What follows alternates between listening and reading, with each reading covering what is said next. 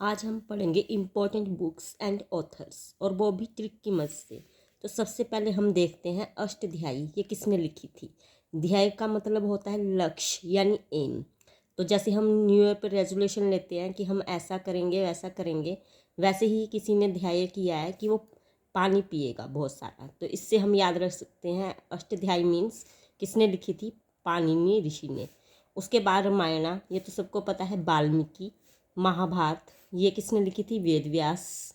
भगवत गीता, ये भी वेद व्यास जी ने।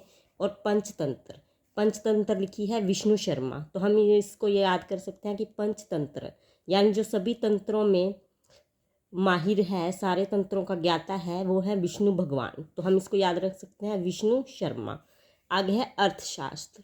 अर्थशास्त्र किसने लिखी है, कौटिल्य। अर्थ का मतलब होता है पैसा। तो पैसा कमाने के लिए इंसान को थोड़ा कुटिल होना पड़ता है, और जब उसके पास पैसा आ जाता है तो वो चैन से जी सकता है। तो ये बुक किसने लिखी है, यानी विष्णु की तरह।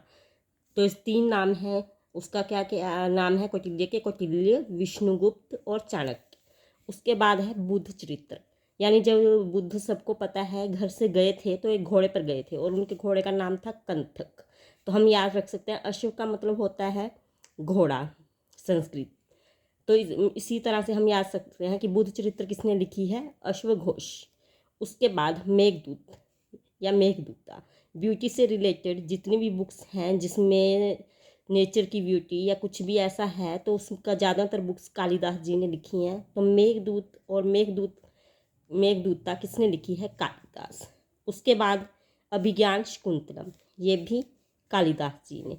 उसके बाद आती है हर्षचरित्र, किसने लिखी है, तो ये लिखी है बाण भट्ट ने।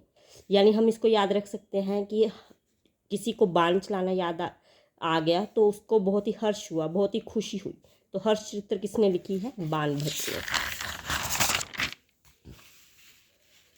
उसके बाद अकबरनामा, ये किसने लिखी है, अबुल फैजल।